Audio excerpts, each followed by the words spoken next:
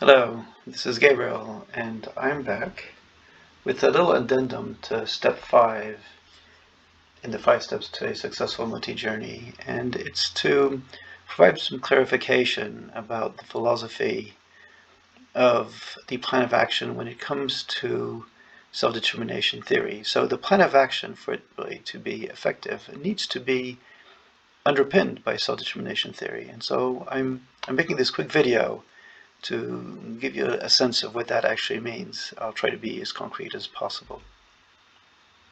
So it's really about you, and let's pretend that you are part of a team, that you are the respondent in a Moti survey, and that your team is developing or about to implement a plan of action for the team.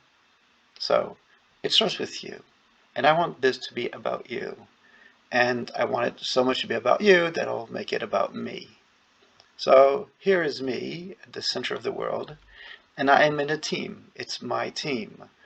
It's my team that did a Moti survey, and I'm part of that team. And that team is part of a wider organization, and it's called a national society.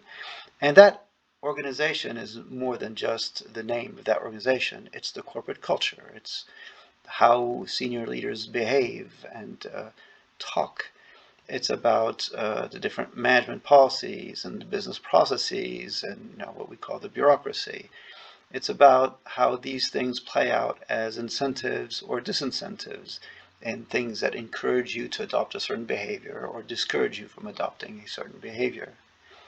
And you'll notice that the organization sort of overlaps on the team because the team is part of the organization. It is affected by this corporate culture. It can be aware of this influence and do something about it, but it requires at least that the team members, like me, are aware of these incentives and disincentives and how they affect my behavior and my emotions and my motivation. And obviously, the organization is part of a wider society with its cultural norms, its schools and schooling system that conditioned us to think in a certain way. It's all about also the markets, not least the labor market, but also the financial markets. It's about the country's laws and regulations. So it's not like I'm floating around in a vacuum. I'm in my team. My team is part of an organization and is influenced by that organization, and itself is part of society.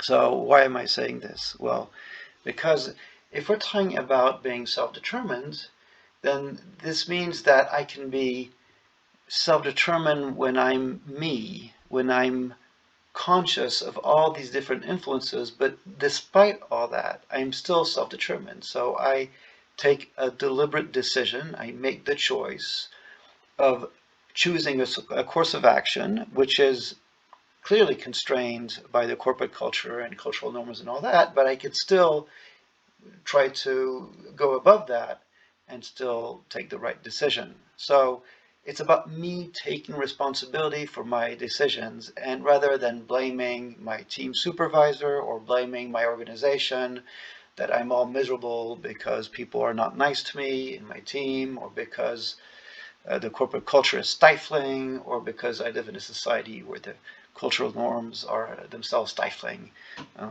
like the patriarchy or a dictatorship and all that. So if I truly believe that my motivation, my happiness, my well-being depends on me being self-determined, that means I need to ask myself where the locus of power or the locus of control is. And so here we have it.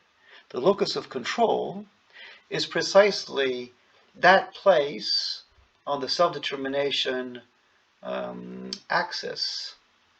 In this example right here, the locus of control seems to be more in the organization. So I'm very dependent on my organization for my salary, for my safety, for my well-being. I'm stressed out, but I'm also counting on my manager, my supervisor to take care of me. My well-being is really dependent on the organization. Now, obviously, if I want to be self-determined, I need to move that cursor, that locus of control, towards me. I need to be more self-determined and less controlled by external factors. Basically, this is what I want. I want to be fully self-determined because I know that by being fully self-determined, then my three basic needs will be met. Not least, my need for autonomy. Remember, being self-determined is synonymous to being autonomous. It's my capacity to be able to do the things I want to do the way I want to do them, rather than to be told how to do them or to be constrained by a whole set of rules and regulations. So my plan, my Moti plan for myself, is about developing my leadership skills, which is another way of saying it is about developing my skill to bring my locus of power, the locus of control, towards me, to making things intrinsic to me, as opposed to being dependent on my team supervisor, my organization, or even, for that matter, society in general. Now, this is about a team Moti plan, and I am part of my team. And if I'm in a team of, say, 10 people, I represent 10% of the team. That means if the satisfaction of my three basic needs are fully met, so I give myself a score of 5, that will increase the average score of my team.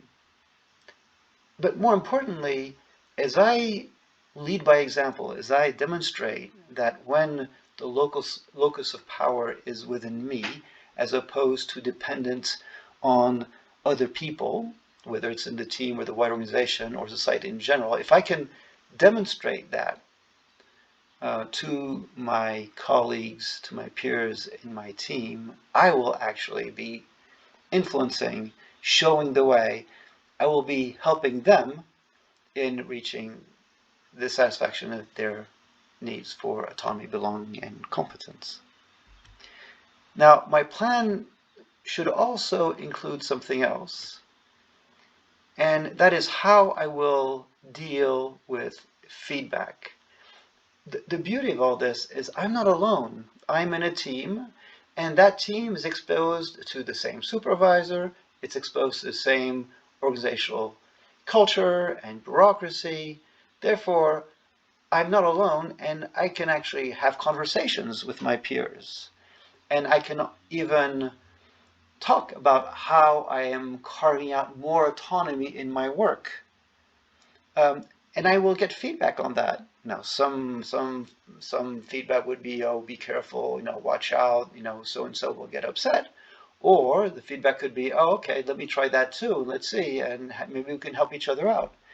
I can also be asking feedback on some more personal skills, like my listening skills. I can ask a colleague in my team saying, well, do you feel listened to? Do you feel I have improved in my listening skills? Or what can I do so that you feel that you are being heard by me? So my Moti plan is about developing my leadership skills, but to know that I'm on the right track, to get some feedback, I need to listen to my peers. I need to observe. In other words, my plan is about getting feedback on my leadership skills. And as I do that, I am actually monitoring the implementation of my Moti plan.